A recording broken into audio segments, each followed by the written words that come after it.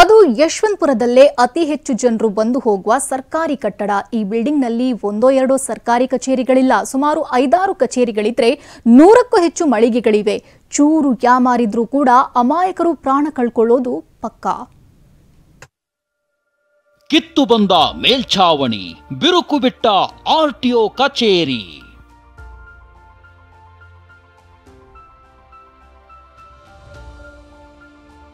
ಈಗ್ಲೋ ಆಗ್ಲೋ ಕುಸಿಯುವಂತಿದೆ BBMP complex.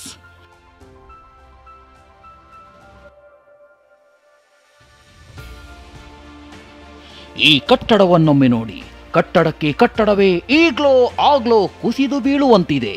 ಇದು ಪಾಳು ಬಿದ್ದ ಕಟ್ಟಡವಲ್ಲ, ಯಶವಂತಪುರದ ಮತ್ತಿಕೆರೆ ರಸ್ತೆಯಲ್ಲಿರೋ ಆರ್ಟಿಒ ಕಚೇರಿ ಇರೋ ಬಿಬಿಎಂಪಿ ಕಾಂಪ್ಲೆಕ್ಸ್. ಇಲ್ಲಿ ಆರ್ಟಿಒ ಸೇರಿ ಬೆಂಗಳೂರು 1 ಪೋಸ್ಟ್ ಆಫೀಸ್ ಸೇರಿ ಪ್ರಮುಖ ಸರ್ಕಾರಿ ಕಚೇರಿಗಳಿವೆ.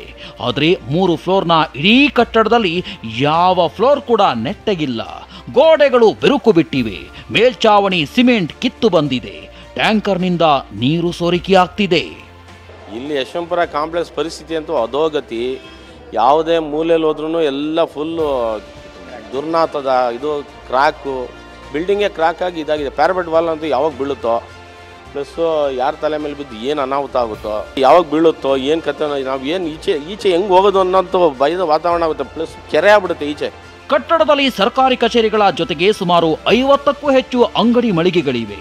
ಬಿರುಕು ಬಿಟ್ಟ ಜಾಗದಲ್ಲಿ ಗಿಡ ಗಂಟೆಗಳು ಬೆಳೆದಿದ್ದು ಕಟ್ಟಡ ಮತ್ತಷ್ಟು ಬಿರುಕು ಬಿಟ್ಟು ಬೀಳೋ ಸ್ಥಿತಿಯಲ್ಲಿದೆ. ಇಲ್ಲಿಗೆ ಬರೋರು ಜೀವ ಕೈಯಲ್ಲಿಡಿದೇ ಬರ್ತಿದ್ದಾರೆ. ಇಲ್ಲಿ ದಿನನಿತ್ಯ ಬರೋ ಸಾರ್ವಜನಿಕ ತುಂಬಾ ಕಿರಿಕಿರಿ ಆಗ್ತಾ ಇದೆ. ಮತ್ತೆ ಕಟ್ಟಡದ ಮೇಲೆಲ್ಲ ಗಿಡ ಮರಗಳು ಬೆಳೆದು ನಿಂತಿದೆ. ಶೌಚಾಲಯದ ನೀರು ಎಲ್ಲಂದ್ರಲ್ಲಿ ಹರಿದೋಗ್ತೈತೆ, ಅದು ಸರಿಯಾದ ಮೇಂಟೆನೆನ್ಸ್ ಇಲ್ಲ. ಒಂದು ಕಡೆ ಕುಸ್ತೋಗ್ತೈತೆ. ದಿನ ಅಧಿಕಾರಿಗಳು ಬರ್ತಾರೆ, ಬಾಡಿಗೆ ವಸೂಲಿ ಮಾಡ್ತಾರೆ, ಹೋಗ್ತಾರೆ. ಬಾಡಿಗೆ ವಸೂಲಿ ಮಾಡಿಲ್ಲ ಅಂತಂದ್ರೆ ಬಂದು ಬೀಗ ಹಾಕ್ತಾರೆ, ಬೀಗ ಹಾಕೊಂಡು ಹೋಗ್ತಾರೆ. ಅವ್ರು ಕಂಡು ಕಾಣ್ದಂಗೆ ಹೋಗ್ತಾನೆ ಇರ್ತಾರೆ. ಒಟ್ನಲ್ಲಿ ಈ ಬಿಲ್ಡಿಂಗ್ ಅದ್ಯಾವ ಗಾಳಿ ಮಳೆಗೆ ಬೀಳುತ್ತೋ ಗೊತ್ತಿಲ್ಲ. ಕೂಡಲೇ ಸಂಬಂಧಪಟ್ಟ ಇಲಾಖೆ ಅಧಿಕಾರಿಗಳು ಕಚೇರಿಯನ್ನ ಖಾಲಿ ಮಾಡಿಸಿ ಕಟ್ಟಡವನ್ನ ರಿಪೇರಿ ಮಾಡಿಸಬೇಕಿದೆ. ಇಲ್ಲ ಅಂದ್ರೆ ಅಮಾಯಕರು ಪ್ರಾಣ ಕಳೆದುಕೊಳ್ಳೋದು ಗ್ಯಾರಂಟಿ. ಕಿರಣ್ ಸೂರ್ಯ, TV9 ಬೆಂಗಳೂರು.